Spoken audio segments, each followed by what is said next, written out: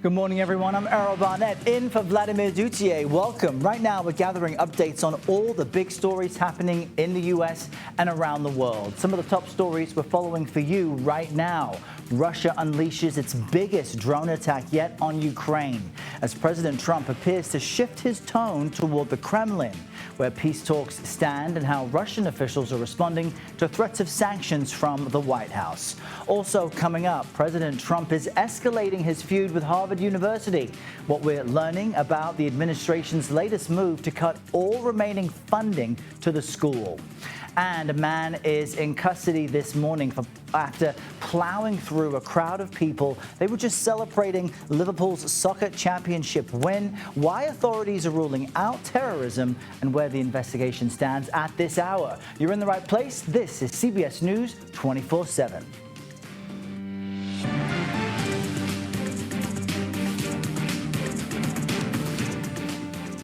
Let's get to, and we start with this. President Trump is now planning to cut all federal funding for Harvard University. A letter is going out to federal agencies today, directing them to cancel all remaining contracts with the Ivy League school. At this point, that's worth about $100 million. The Trump administration already froze billions of dollars in funding to Harvard, you may remember. CBS News White House reporter Aaron Navarro joins us with more on this. Good morning to you, Aaron. We've got yet another escalation from the White House. Why now? And where does the legal fight stand with the school at this moment? Yeah, Errol, good to be with you. Just for some context, this seems to be the third kind of conflict between the Trump administration and Harvard. The first being the massive freeze of about over $2 billion in federal funding, and then the administration blocking Harvard from issuing student visas to international students. This latest one, a letter penned from the General Services Administration to all federal agencies, asking them to review their contracts with Harvard, and in the words of an administration official, if they are not deemed critical, that those contracts should be terminated. If they are deemed critical, they should be transitioned to a vendor that is not Harvard. One administration official told me that the goal at the end of the day is for the government to be out of business with Harvard, do it in a way that preserves critical services, but really just cuts off any ties between the federal government and their work and contracts with Harvard. In particular, there are about 9 agencies who have about 30 outstanding contracts with Harvard University, totaling $100 million. That letter is expected to be sent out today. Wow, and we know that Harvard is fighting back in court against some of the administration's efforts against it. I also want to ask you about another posting from the president this morning on social media. He is saying that tariff talks are in the work with the EU. Update us on that. Yeah, the president announced some news saying that the European Union has called to quickly establish some dates in terms of getting the negotiation going. President Trump called on them to, quote, open up their nations to take in more American goods, more American exports. The National Economic Council director, Kevin Hassett, told reporters today that part of the difficulty with the EU is that it represents 27 countries, is that internally, they've had trouble kind of getting a consensus on how to proceed. It seems that they're at least accelerating that after President Trump criticized them for, quote, slow-walking the negotiation process, for threatening a 50% tariff to take place on June 1st. That is now delayed to July 9th. And the European Union Commission President Ursula von der Leyen said yesterday that they had a good call with President Trump recently and that they are, quote, ready to advance talks swiftly and decisively. Yeah, so much to follow on that front. It can be complicated for viewers to remember every little detail of the bouncing ball here on trade. And there's another big headline we're following from where you are, Aaron, and that is that NPR, National Public Radio, now suing the Trump administration over the president's executive order to cut funding to that and other groups. What do we know about this case? Yeah, the NPR is suing the White House over that executive order. It claims that it is violating the First Amendment, and the Public Broadcasting Act says that President Trump does not have the authority to cut this funding, which kind of gets its funding from an agency created by Congress, who kind of controls the purse strings on that. In that lawsuit, NPR writes the order's objectives cannot be clear. It aims to punish NPR for the content of news and other programming the president dislikes and chill the free exercise of First Amendment rights. In this lawsuit from NPR is, of course, a joint lawsuit from PBS and 3 local Colorado stations, as NPR argues that this impacts not just the headquarters here in D.C. or in New York, but all radio stations across the country. All right, Aaron Navarro with all the big headlines out of the White House this morning. Aaron, thanks for that. All right, now we want to move to this. Direct peace talks to end the war between Russia and Ukraine are at a standstill at this hour, as Ukraine reports a major escalation in Russian retaliatory attacks on its territory. Over the weekend, Russia launched its biggest single-day drone attack of the 3-year war. You see some of the aftermath next to me. They launched hundreds of drones and missiles. CBS News foreign correspondent Imtiaz Tyab joins us with more from London. Imtiaz, good morning to you. What are we learning about this latest barrage of quite intense attacks from Russia? Errol, good to be with you. Well, what I can tell you is that Ukraine's Air Force says Russia launched around 60 drones just overnight. Now, that injured 3 people in the south of the country. And while devastating, this isn't as large as what we've seen for the past 3 consecutive nights over the weekend, which saw massive drone strikes against Ukraine, the largest drone attacks since Russian President Vladimir Putin launched his full-scale invasion all the way back in February of 2022. Now, several Ukrainians were killed and many more were injured in those strikes. Posting on social media, President Trump suggested Mr. Putin had, and I'm quoting here, gone crazy. He also criticized the Ukrainian President Volodymyr Zelensky for calling out apparent U.S. inaction against Russia. Errol. First time we've seen, or it's a continuation of an adjusted tone from the U.S. president. Imtiaz, I want to ask you about, after this successfully completed prisoner swap over the weekend, now you've got both sides pointing the finger about reaching a peace deal. What is each side requesting that's not being delivered? We know that Russia has long been criticized for not really offering anything up in exchange for an end to the hostilities. Yeah, Errol, it's a complicated situation, but let's start with those prisoners' release.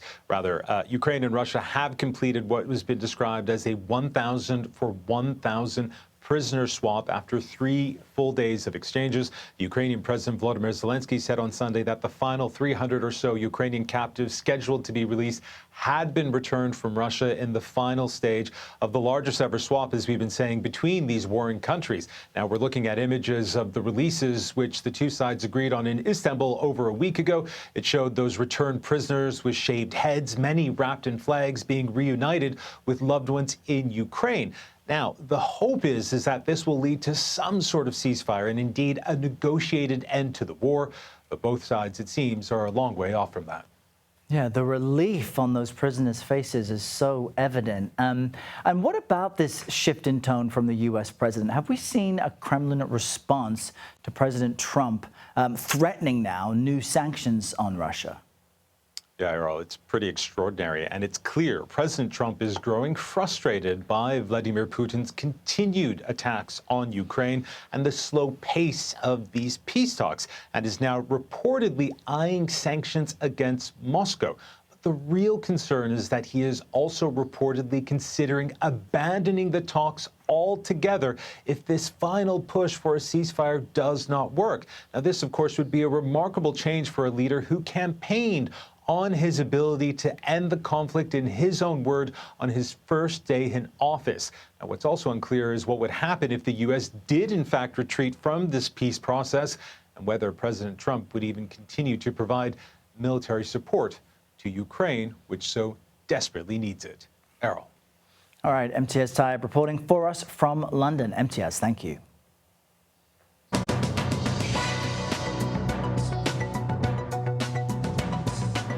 All right, moments ago, new consumer confidence numbers were released for the month of May, and it comes on the heels of an April report that showed Americans' confidence in the economy had dropped to its lowest level not seen since the onset of the COVID-19 pandemic. And you're looking at the Dow Jones Industrial Average up 400 points so far this morning. Joining us now to look at the entire picture here in Studio 55 is CBS News Money Watch correspondent Kelly O'Grady. Welcome back into the mix. Thank you. Great to see you. We've got some green on the board for a few moments, but help us understand the bigger picture. Break down the report that just was released and how it compares to what we've seen in months past. So normally I come bearing bad news, Errol, it feels like, but we actually got some really good news about the consumer and how they feel about the economy. So the consumer confidence, it measures how people feel about their savings, the future economic expectations, the job market.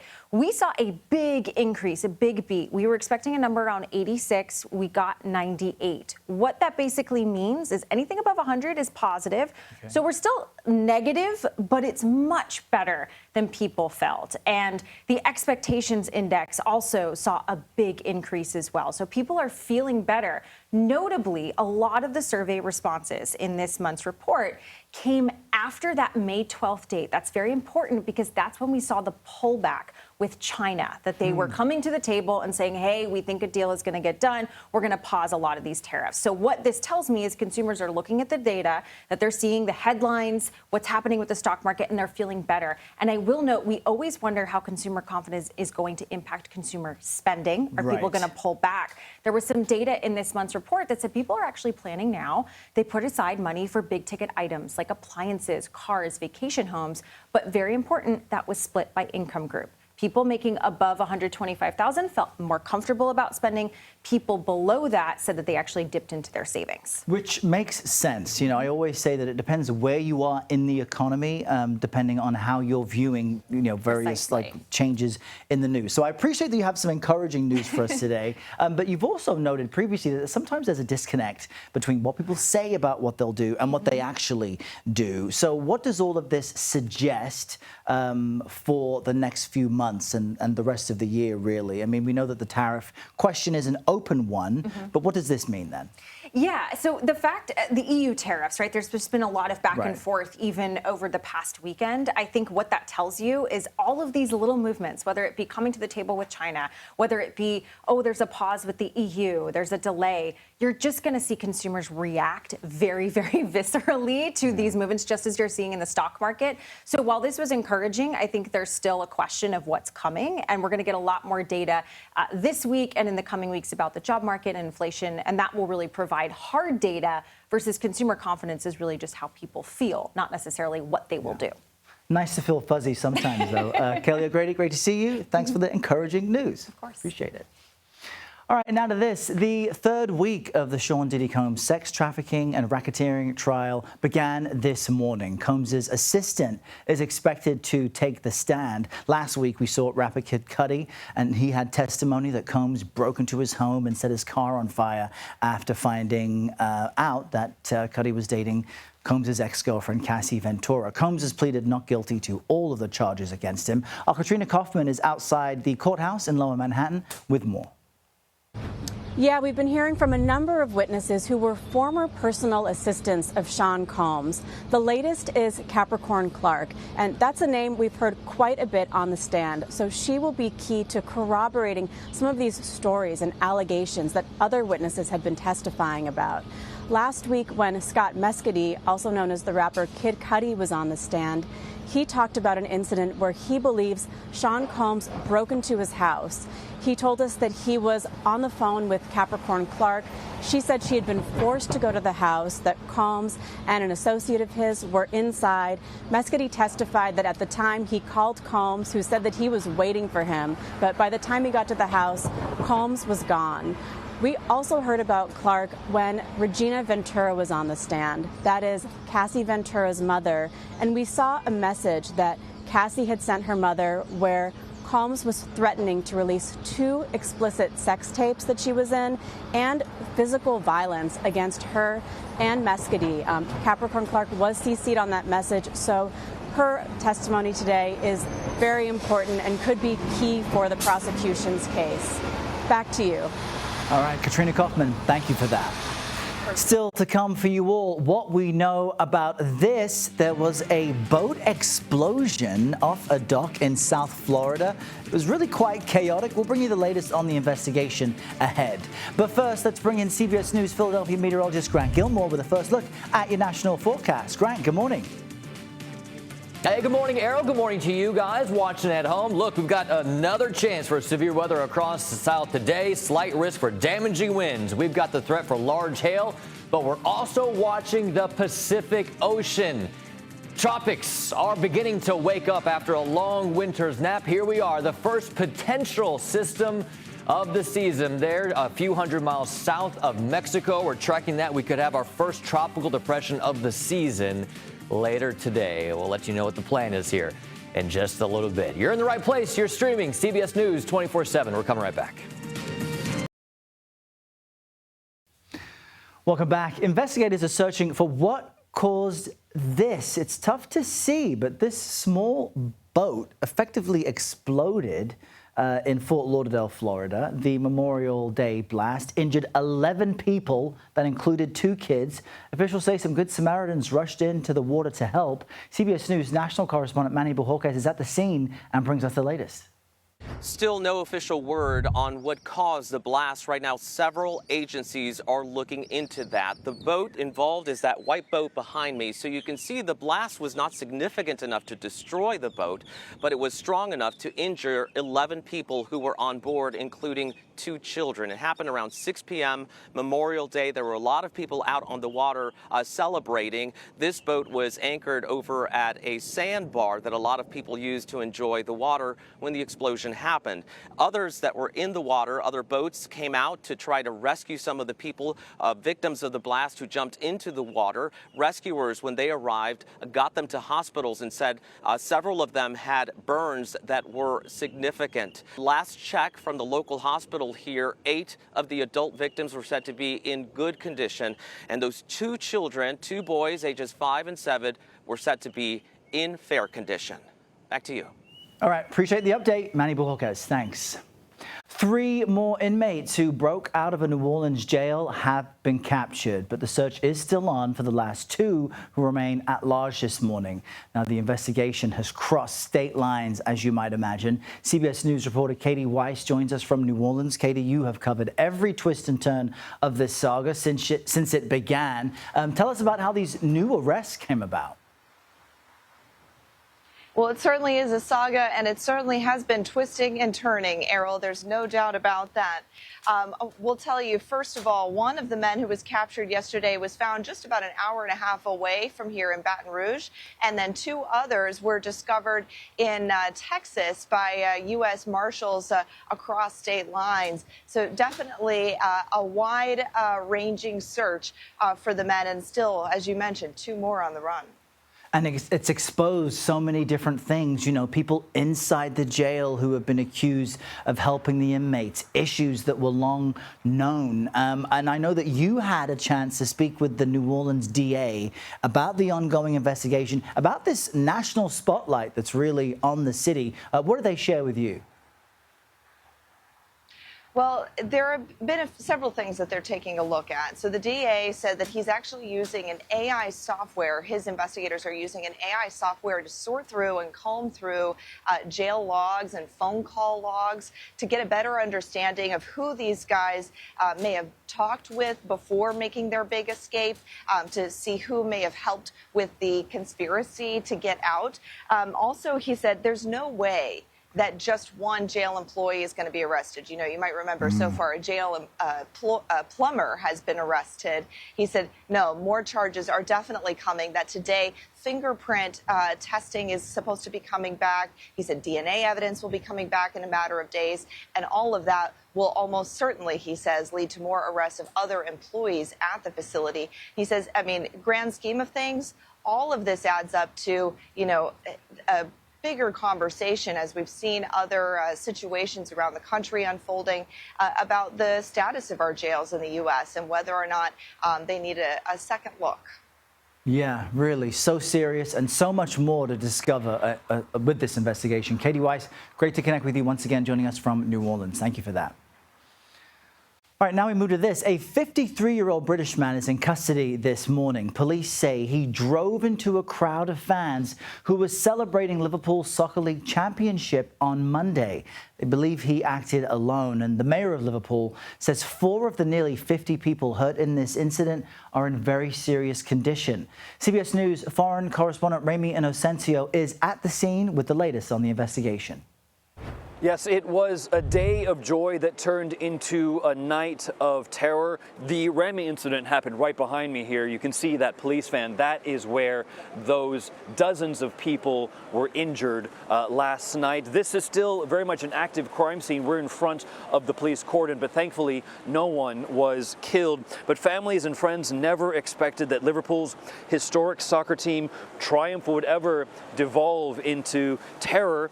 Just after the club's open-top bus left the parade route, police said that a white 53-year-old local man barreled his minivan into the crowd, throwing one man into the air. He then sped up and rammed even more revelers. 4 people were trapped under the van. That's according to police. 3 of those were adults. 1 of them was a child. One eyewitness told CBS News that the running over of these people seemed definitely intentional. That's a quote. And that the driver just shut the door and didn't seem to care. Seconds after that, the man finally stopped. People angrily surrounded his van.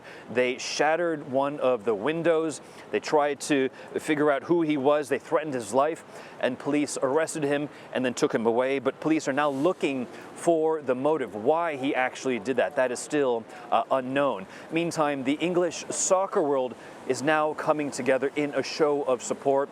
The arch rivals of Liverpool Football Club, that is Manchester United and Everton, have expressed their solidarity after this tragedy. Back to you. All right, Remy, thank you very much for that update. Police in Philadelphia are set to give an update any moment on a mass shooting there last night. We'll bring you the latest on the investigation ahead. You're in the right place. This is CBS News 24/7. All right, at this moment, police in Liverpool are giving an update on that car ramming attack we were reporting moments ago. Our partners at BBC News are following that update, so let's quickly listen in. Quickly, after more than 50 people were injured when a car collided with people gathered on Water Street.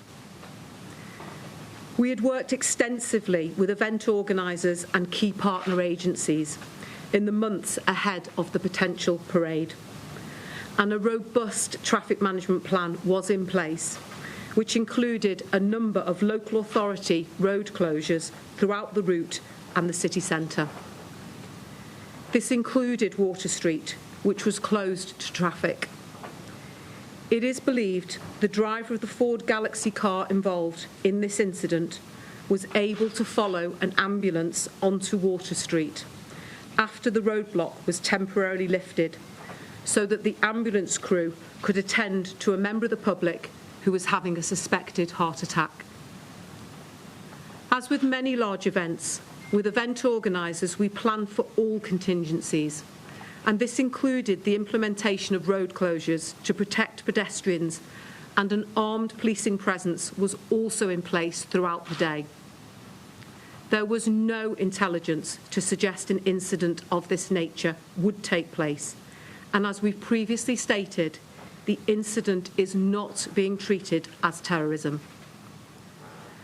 An extensive investigation into the precise circumstances of the incident is ongoing, and we continue to ask people not to speculate on the circumstances surrounding the incident and refrain from sharing distressing content online.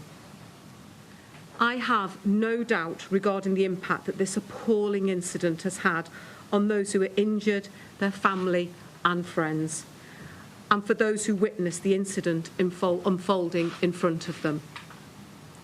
It is so heartening to hear that the public has also recognised the human impact on our attending officers, staff and other emergency service colleagues from North West Ambulance Service and Merseyside Fire and Rescue.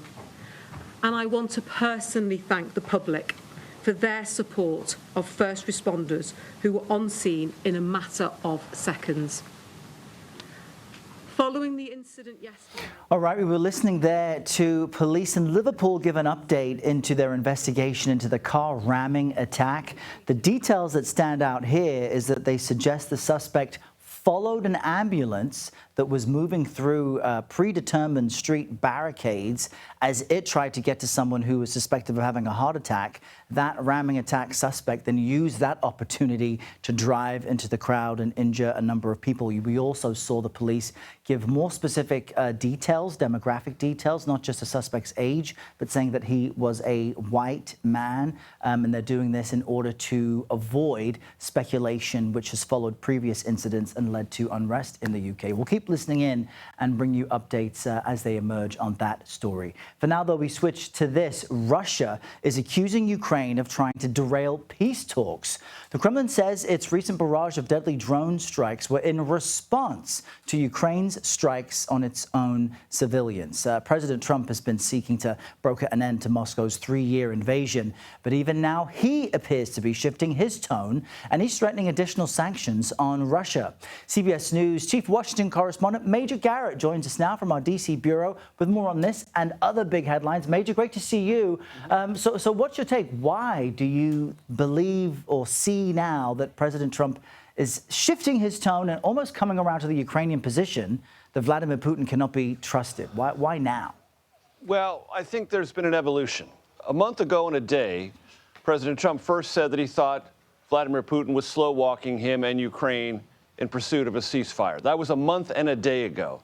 Back then, a month and a day ago, April 26th, the president said he was considering seizing Russian assets or implementing harsher economic sanctions. Neither of those things have happened. An entire month has transpired, Errol, where the administration has taken no provocative or punishing acts on Russia. And just to put in context, what Russia said is the reason it had to send these waves of drones and missiles into Ukraine is that it was provoked. Well, let's remind ourselves this war itself began because Russia considers Ukraine's existence provocation. It launched this war on its own terms for its own strategic reasons. And nothing President Trump is saying is deterring Putin from those military aims, which is to inflict massive damage on Ukraine as frequently as possible. If, in fact, the president does things that punish Russia, then you will know there is a change of mind. Right now, there's just rhetoric from the president, and it's rhetoric that's leading nowhere productive in terms of a ceasefire, ending hostilities, or ending this war, which we should all remind ourselves the president assured the country during the campaign he would have solved and resolved before he took office. Right, and let's now wait and see if there's any changed actions from President Trump. And Major, as much as President Trump shifts perhaps what he's saying about Putin, he remains transfixed almost on his predecessor, former President Biden, because the FBI is now revisiting several investigations from the Biden administration. Which cases and what's the aim there? Let's take them in chronological order. The 2 pipe bombs that were found near the Republican National Committee headquarters and the Democratic National Committee headquarters the night before January 6, 2021. Who laid those pipe bombs? What the intent was, no one has ever figured out. That's being reinvestigated. The leak of the Dobbs opinion from the Supreme Court overturning Roe versus Wade. That's 2022.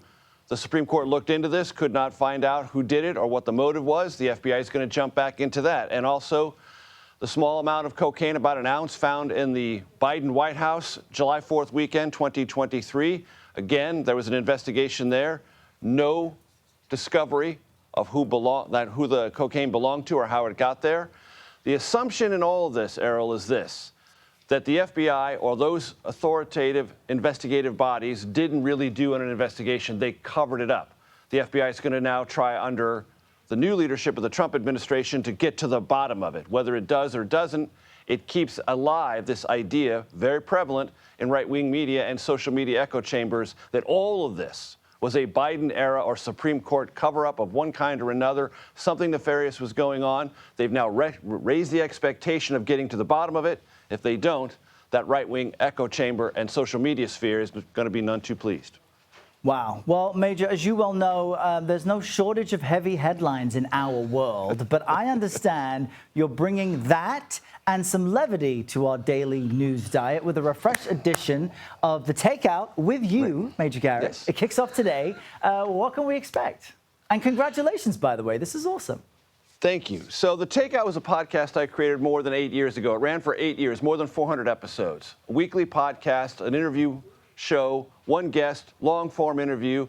We're going to take the sensibility, the informality, the curiosity of that podcast and bring it to CBS News 24/7 streaming Monday through Friday. So yes, it's a TV show, but it's going to have the informality, what I hope is a relaxed atmosphere. Look at the set. You see Chuck Roach, a Democratic strategist there. The set looks beautiful. It looks like the back of a bar room because we want that feel of a place where you can converse, exchange ideas, and not feel like you're going to have a root canal because you're sitting down with the chief Washington correspondent for CBS News.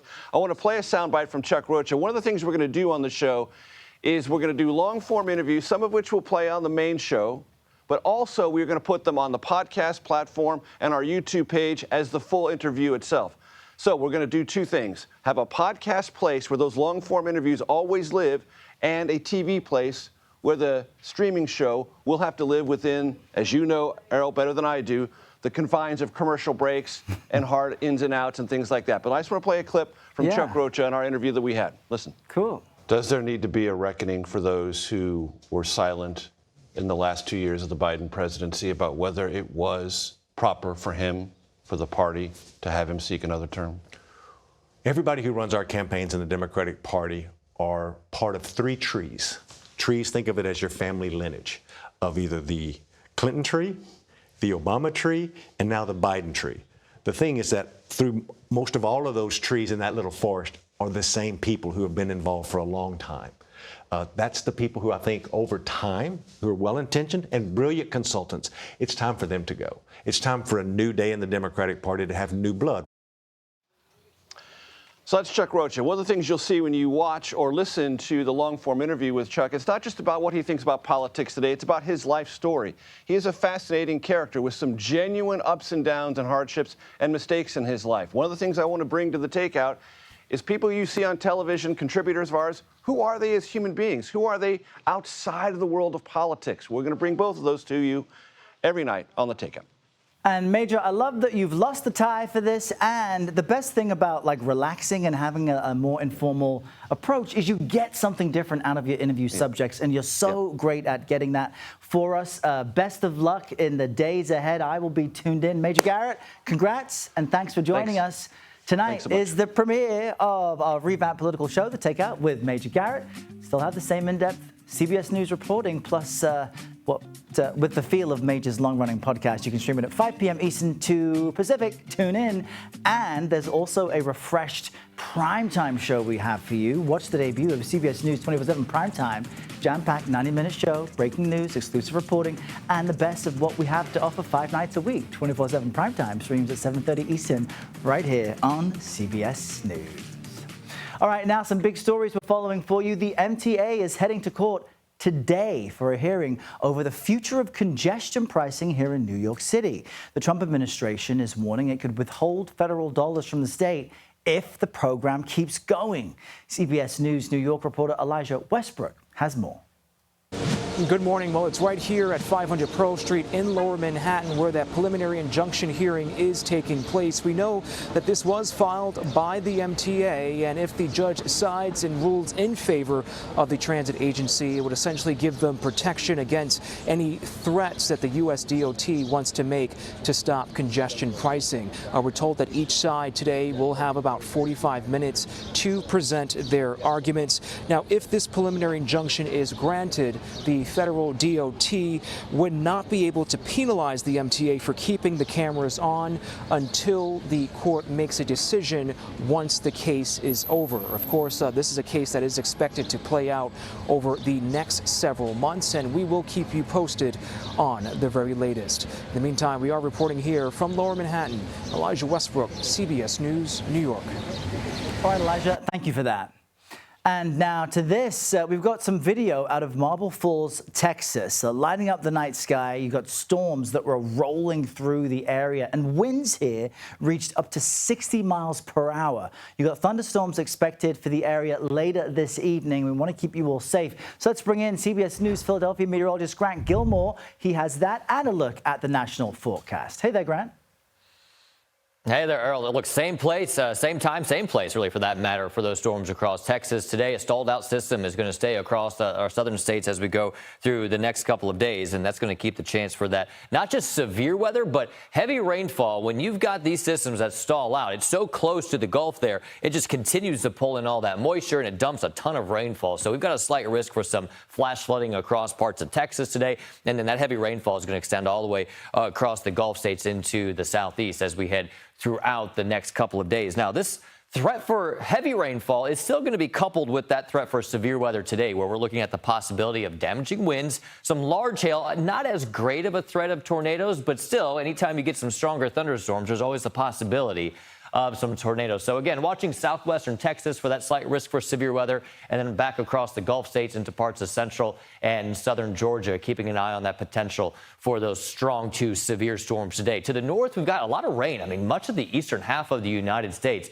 is going to have to try to dodge some showers as we go through the middle of the week. In fact, the heaviest of the rainfall is going to be tracking up into the mid-Atlantic states and eventually into the northeast as we make our way through Wednesday into Thursday. Rainfall totals, because of that, could produce some of that flash flooding, 3 to 5 inches of rain there across parts of southern Alabama and Mississippi. Also looking at maybe upwards of 6 inches of rainfall in portions of the Carolinas. That's here in the continental United States. And once you know, believe it or not, we actually are in hurricane season in the Pacific Ocean. That began on May 15th, and the tropics do what they do, and they get to work early. We're watching for the potential development of this Invest 90E, a few hundred miles south of the Mexican border there. It's spinning around. 90% chance of development as it tracks to the west-northwest. The good news, Errol, if this system develops into a tropical storm, it would be named Alvin, but it doesn't look like it's going to be impacting any land masses, at least right now. Back to you. Okay, positive news there, but we know there's many more storms brewing behind them. Grant, we appreciate you being across all of that. Yep. Yeah,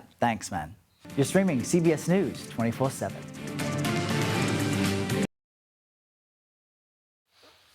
All right, Billy Joel's wife is thanking fans for their love and support after the iconic musician canceled all tour dates following a brain disorder diagnosis. The condition, known as NPH, typically affects a person's hearing, vision, and balance.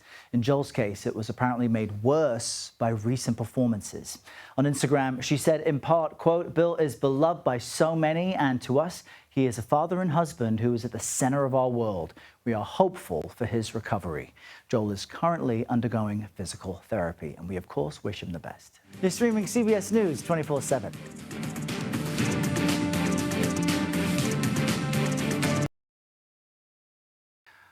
Welcome back. The Oklahoma City Thunder beat the Minnesota Timberwolves in Game 4 of the Western Conference Finals, and so they now take a 3-1 series lead. Shai Gilgeous-Alexander and Jalen Williams scored a combined 74 points to help the Thunder secure the win. If the Thunder win one more game, it will be their first trip back to the NBA Finals since 2012. Let's bring in CBS News Philadelphia meteorologist Grant Gilmore with a look at the national forecast. Grant, full disclosure, I'd never even heard of quokkas before Holly's story, and now we all know they're cute little things. Same. I had never heard of them. Talking to my camera guy, Scott, off camera, we're like, we've never seen this guy or heard or knew what their name was. It looks like my 1-year-old smiling. It's pretty funny. They're cute. All right, let's talk about the forecast, guys, as we get back to the grind after the long holiday weekend. Watching for the threat for some severe weather across the south today. So from really southwest Texas all the way across the Gulf states, we've got not just the threat for some stronger winds, some hail, and maybe some tornadoes, but heavy rainfall as well. We see the radar showing even some heavy rainfall ongoing across parts of southern Mississippi into Alabama this morning. Out to the west, watching for some big heat. Not so much today, but building heat as we head through the second half of the week into the weekend. Already hot in Phoenix today, though, with high temperatures near 101 degrees. Comfortable conditions across the Pacific Northwest, but the eastern half of the United States, you've got very heavy rainfall across the southern half. You've got some lingering showers up into the Midwest and Great Lakes states into the Northeast. Mild for now across the Northeast, but we're seeing that rain moving from the south to the north as we head through the middle of the week. Errol, back to you. Those umbrellas. Grant, thanks for the heads up. We appreciate it. See you next time. That does it for me. I'll see you on the CBS Morning News at 7 a.m., but stay right where you are. After the break, Mugo Odigwe is live from San Francisco with all your breaking news from coast to coast. This is CBS News 24/7.